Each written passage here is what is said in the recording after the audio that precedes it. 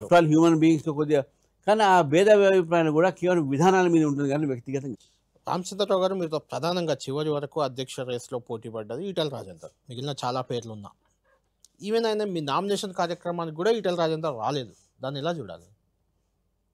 ఇప్పుడు రాలేదు అనే మాట తప్పది. చాలామంది అందరూ వచ్చారు. సమయం కొంతమంది కొంతమంది ముందు, కొంతమంది తర్వాత. ఆ రోజు ఈటెల రాజేందర్ ధర్నా ఉండే జవహర్ నగర్. ఇక్కడే ఉన్నారు. అదే ఇక్కడే జవహర్ ఉన్నారు. నగర్‌లో ధర్నా ఉండే. అది పబ్లిక్ ఇష్యూ అది అవును. చేస్తారు. చాలామంది ఇప్పుడు నేను అరవింద్ గారు వారు నాతో ఫోన్‌లో మాట్లాడి నాకు అర్జెంట్‌గా పోయేది ఉంది. అందరూ నాతో మాట్లాడారు.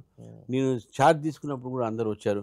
కొంతమంది లేట్ వచ్చారు. దానికి ఒక టైమింగ్ అనేది కాకుండా అటు మహేశ్వర్ రెడ్డి గారు ఈటెల వచ్చారు. రాజేందర్‌లో ఏం అసంతృప్తి అయితే ఏం లేదంటారా?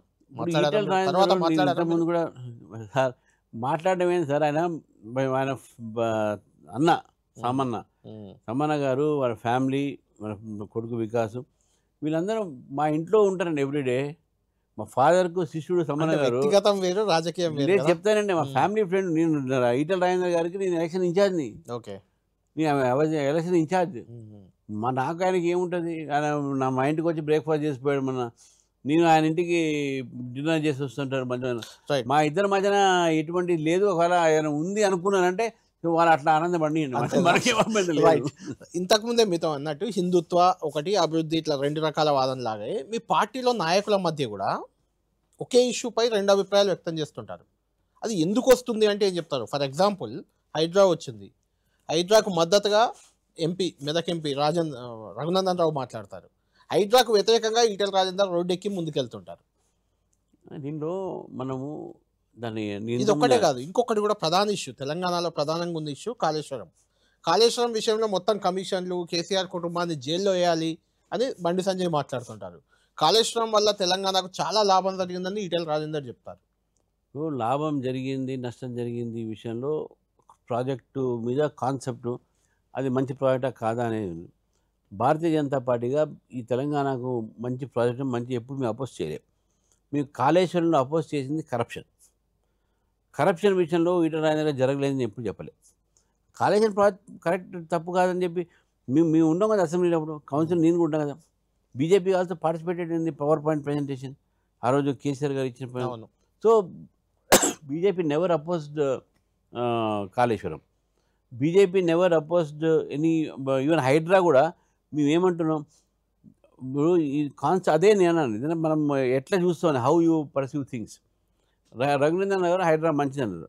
హైడ్రా ఎన్విరాన్మెంటల్ ప్రొటెక్షన్ మంచిది కానీ బీదవాళ్ళ ఇల్లు కూడగొట్టద్దు, బీదవాళ్ళ ఇల్లు కూడగొడితే మీ ఊరుకో అని చెప్పి రాజేంద్ర గారు చెప్పారు.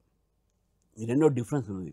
బీదవాళ్ళు ఒక ఇల్లు గృహప్రవేశం చేసుకుని రోజే కూడగొడితే ఒకటి సూసైడ్ చేసుకుంటే దాన్ని అపోజ్ చేయాలా లేదా? చేయాల్సింది. మళ్ళీ చేయాల్సింది. ఇప్పుడు ఏదైనా ఉంటే మీరు చెప్పండి, లేకుంటే వాళ్ళకి కాంపన్సేషన్ ఇవ్వండి. అంటే అది మీరే పర్మిషన్ ఇచ్చారు, మీరే వాళ్ళకు హౌస్ నెంబర్ ఇచ్చారు, మీరే కరెంట్ ఇచ్చారు, మీరే అడ్వకేట్ వాళ్ళకు ఓటర్ లిస్ట్ పేర్లు ఇచ్చారు, మీరు ఎట్లా కూడగొడతారండి? అది అక్కడ జరిగింది. ఇంకొకటి ప్రధానంగా బీజేపీ బీసీ ముఖ్యమంత్రి నినాదంతో గత ఎన్నికల్లో ప్రకటన చేసింది నేరుగా. కట్ చేస్తే బీసీ ముఖ్యమంత్రి అని చెప్పారు, కిషన్ రెడ్డిని అధ్యక్షుని చేశారనే ఒక విమర్శ అప్పుడు వచ్చింది. ఇప్పుడు కూడా బీసీలు ఇంతమంది పోటీ పడితే రామచంద్రరావును అధ్యక్షునిగా చేశారు. అసలు బీసీలకి బీజేపీలో స్థానం లేదని, లేకుంటే బీజేపీ అంటే అగ్రవర్ణాల పార్టీ అని ఇలా ఒక ఎస్టాబ్లిష్మెంట్ బయట జరుగుతుంది, కొంత ప్రయత్నం జరుగుతుంది. దానికి ఏం చెప్తారు? నేను ఒకటే మాట చెప్తాను, అంత ప్రేమ మీకన్నా మాకున్నది. మా ప్రధానమంత్రి బీసీ, అవును, 29 మంది క్యాబినెట్ మినిస్టర్లు BC, highest number of BC MLAs BJP, highest number of BC MPs BJP, highest number of BC commission పెట్టించిందే బీజేపీ. వీళ్ళు పెట్టేయాలి, బీసీ కమిషన్ పెట్టించింది బీజేపీ. కులగణన సెన్సస్లో రెగ్యులరైజ్ చేసింది బీజేపీ. మీరు ఒక పోస్టు ఏదో ఒక సామాజిక వర్గానికి, అది కూడా మామూలు పరిస్థితులు సామాజిక వర్గానికి ఒక సంస్థాగతంగా వ్యక్తి డెవలప్ అయిన ఆయనకి ఇస్తే మీరు ఇంత రారాధన చేస్తున్నారు. మీకంత బీసీ మీద ప్రేమ మీకుండుంటే మీరు మీ ముఖ్యమంత్రి గారిని రిజైన్ చేయించి మీరు బీసీకి సీఎం చేయండి, నేను ఇక్కడ రిజైన్ చేస్తా. ఏమని చెప్పండి, అంత ప్రేమ కదా బీసీల మీద మీకు. మరి చేయండి, మీరు మీ ముఖ్యమంత్రిని దింపేయండి, మీకు బీసీ సీఎం చేయండి. ఒక్క బీజేపీలో ఒక వేరే ఒక సామాజిక వర్గం నుంచి మేము ప్రెసిడెంట్ చేస్తే మాకు 100 పోస్టులు ఉన్నాయి. మీ ఇష్టం కదా, మేము 100 మందిని నింపుతాం కదా, 100 మందిలో మేము బీసీకి ఉన్నటువంటి రిప్రజెంటేషన్ ఉంటుంది, ఎస్సీలకు ఉంటుంది, మహిళలకు ఉంటుంది, అన్ని వర్గాలకు ఉంటాయి, అన్ని కులాలకు ఉంటుంది, భౌగోళికంగా మా ఒక స్టేట్లో ఉన్న అన్నీ ఉంటాయి. మీరు ఒక్క ప్రెసిడెంట్ నన్ను తీస్తేనే ఇంత ఇంత రాస్తే అంటే నేనంటే ఎంత భయం అనేది ఇప్పుడు తెలుస్తుంది. అంటే ప్రెసిడెంటే కాదు, అక్కడ శాసనసభ పక్ష నాయకుడు కూడా మహేశ్వర్ కావచ్చండి, రెడ్డి ఉన్నారు, అది ఎలక్షన్ జాతీయ ఉపాధ్యక్షురాలు ఇంతకు ముందు డికే అన్న గారు ఉన్నారు. కావచ్చండి. మన పాయల్ శంకర్ ఉంది కదా ఫ్లోర్ లీడర్, అదెందుకు మాట్లాడరు? మా దగ్గర మన గోదా నాగేశ్వరుడు ఎంపీ, మన ఆయన గురించి ఎందుకు మాట్లాడరు? మా దగ్గర ఈటల రాజేందర్ గారికి మేము అప్పుడు అన్ని రకాలుగా మనం ఆయనకు పార్టీలో మేము చేరికల కమిటీ చైర్మన్ ఇచ్చినాం. రాగానే అది చాలా ఇంట్రెస్టింగ్ అండి. చేరికల కమిటీ చైర్మన్ మీద ఎన్నికల ముందు కూడా చాలా రకమైన కామెంట్స్ వచ్చాయి. అసలు ఈ దేశంలోనే ఎక్కడ ఏ పార్టీకి ఇట్లా చేరికల కమిటీ అంటే ఒకటి లేదు అని. అది ఎందుకు అడుగుతుందంటే, బీజేపీ అంటే ఒక సిద్ధాంతం ఉన్న పార్టీగా మొదటి నుంచి మీకు ఉంది. కొంచెం ఆ బీజేపీ సిద్ధాంతాన్ని డైజెస్ట్ చేసుకున్న వాళ్ళు, దాన్ని ఒప్పుకున్న వాళ్ళే ఆ పార్టీలో ఉంటారు, ఆ కమిట్మెంట్ ఉంటుంది అని ఒకటి. అయితే ఈ చేరికల కమిటీని పెట్టి ఎవరిని పడితే వాళ్ళని చేర్చుకున్నారు. అట్లా చేర్చుకున్న వాళ్ళే మీ ఎంపీలంతా ఆల్మోస్ట్ వాళ్ళే, అలా చేరిన వాళ్ళే. అంటే బీజేపీలో పాత ఆర్ఎస్ఎస్, ఏబీవీపీ ఇలాంటి జాతీయవాదం సిద్ధాంతం ఉన్న వాళ్ళకంటే ఇలా చేరికలు రకరకాల భావజాలంతో వచ్చిన వాళ్ళు, వాళ్ళ సంఖ్య పెరుగుతుంది, వాళ్ళ ఆధిపత్యం పెరిగిపోతుంది అనే ఒక విమర్శ మీ మీద ఉంది. పెరగాలి.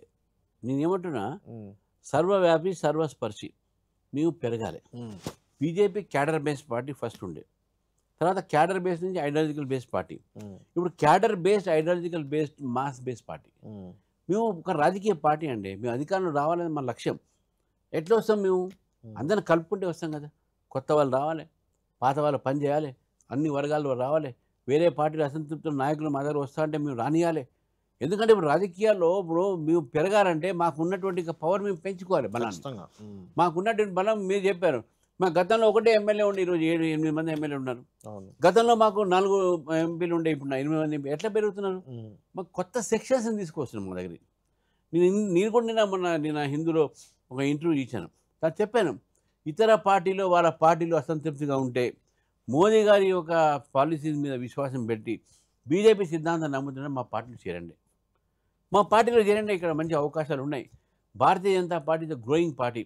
ఈరోజు ప్రజలు బీజేపీ పెరుగుతున్నది, బీజేపీ చూస్తూ ఉన్నారు, నెక్స్ట్ వీళ్ళకి అధికారం ఇద్దాం మనం అనే ఆలోచన ఉన్నారు. కాబట్టి మా పార్టీలో వస్తే మీకు రాజకీయ భవిష్యత్తు ఉంటుంది, మేమే ఆహ్వానిస్తున్నాం. సో కాబట్టి నథింగ్ రాంగ్ నో. తర్వాత చేరికల కమిటీ అని పేరు చేరికల కమిటీ, కానీ ఇది బేసికల్లీ అవుట్ రీచ్ కమిటీ. మా దగ్గరకు రాని, ఎందుకంటే మా దగ్గర గతంలో మీరు చెప్పినట్టు జస్ట్ కొంతమందే ఉండే, ఇవి పెరగాలి కదా మేము కూడా. లేకుంటే మా మీద అదే మా మీద ఆరోపణ ఉంటుంది, వీళ్ళు ముగ్గురే వీళ్ళు నలుగురే అని అంటారు. మేము పెరగాలంటే మేము తీసుకొని రావాల్సింది, కొత్త రక్తాన్ని తీసుకురావాల్సిందే, కొత్త వాళ్ళని తీసుకురావాల్సిందే, కొత్త నాయకత్వం తీసుకురావండి. బయట నుంచి నాయకత్వం వస్తా అంటే మేము తీసుకురావాల్సిందే.